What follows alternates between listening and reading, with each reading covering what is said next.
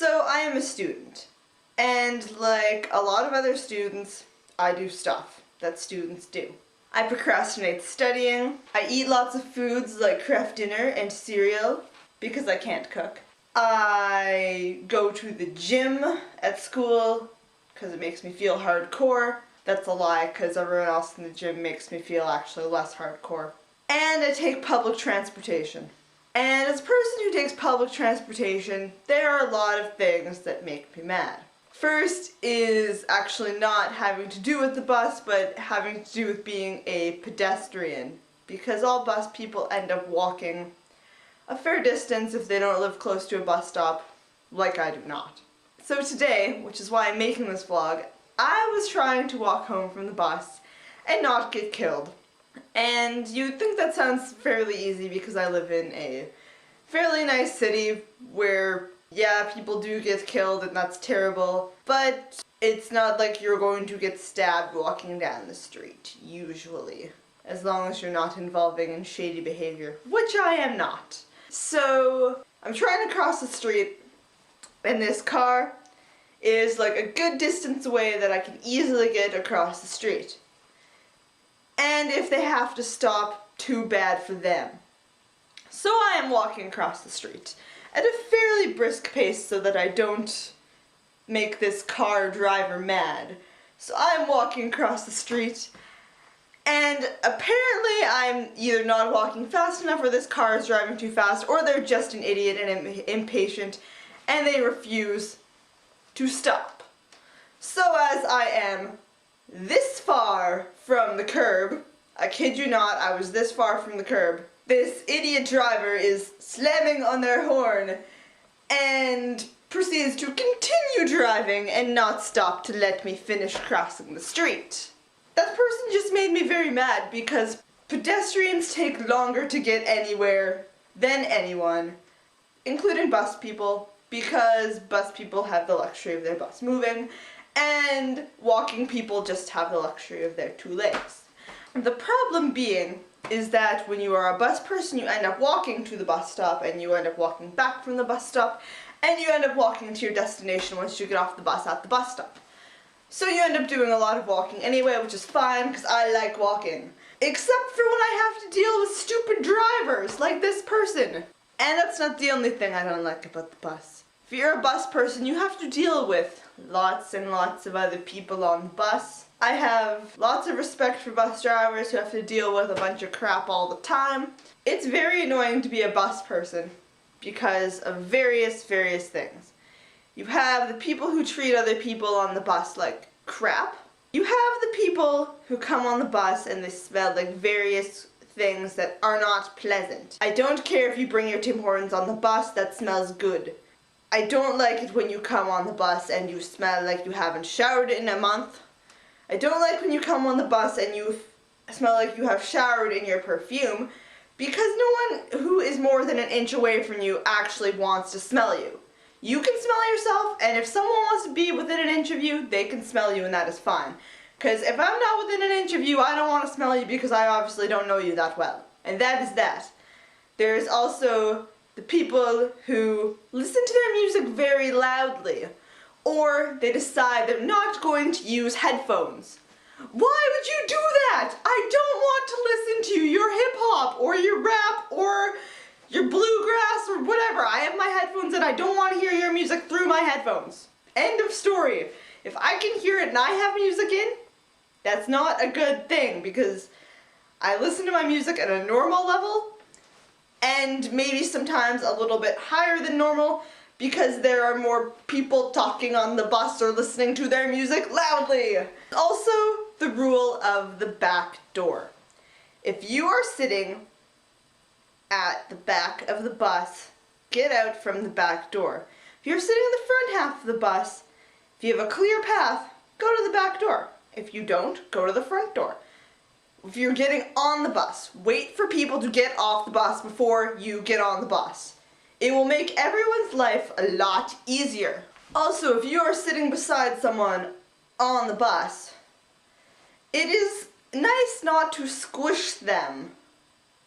I'm a student, I go on my bus with my giant backpack, and I put my backpack on top of me, not on top of the other person that is beside me. I've sat beside so many people who think it's okay to have their backpack half on them and half on the other person. That is not okay. I don't want to touch your stuff.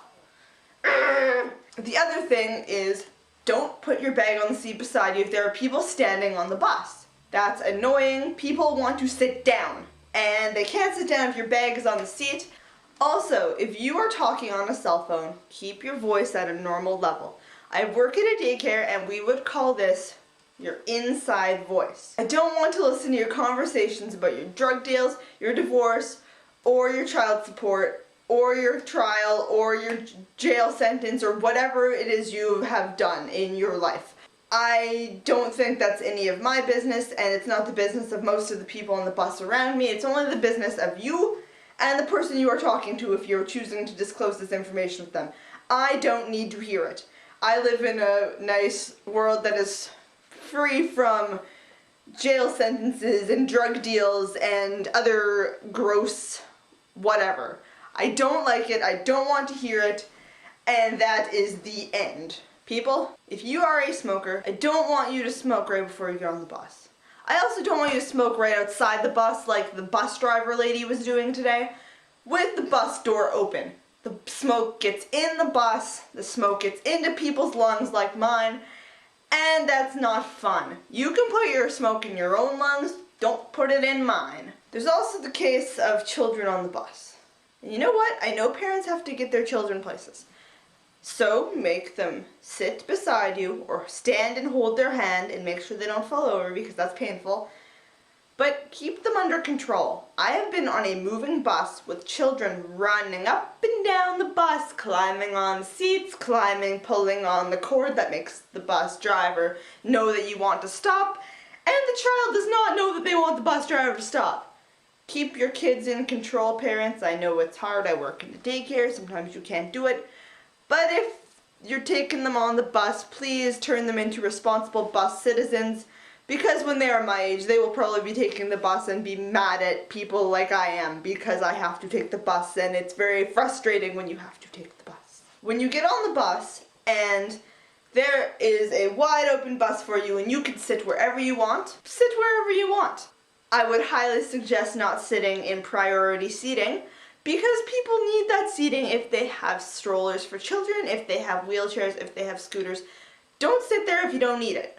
2, if someone who does need priority seating comes onto the bus and you are sitting in priority seating, get up and move. 3, if you are on the bus, don't sit down on the outer side, not by the window of the 2 seats. And if you do, move over when the bus starts getting full so someone else can sit down beside you. That's not a seat for your bag, that is a seat for someone else to sit in. 4, if you so happen to be sitting in the priority seating area and someone gets on the bus and you are a nice person, you get up to let them sit down if they are looking like they need to be sitting on the bus. If you are sitting and someone in a wheelchair with a stroller comes on, if you know how, please do them the courtesy of moving the seat up into the folded position. It saves everyone a lot of time and frustration if someone who is able to move easily gets the seat folded up. Because if you are a mother and you have a stroller and someone else folds the seat up for you, I'm sure you would be very happy about that, and that would be a good thing. 4, I don't even know what number I'm at anymore. I'm just going to keep going.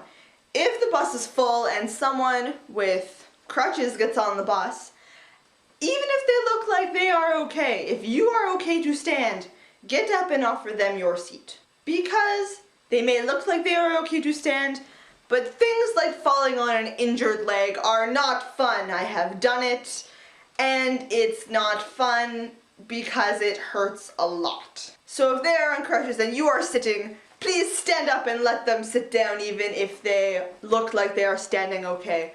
Because they will be very happy and they will thank you, and then you will be full of happy for the rest of the day because you did something nice for someone else. And that is bus lesson number 1 from the person who takes the bus a lot. And I don't take the bus as much as some of my friends do, and I'm very grateful for that. And I very much love each and every one of you who puts up with these bus people all the time.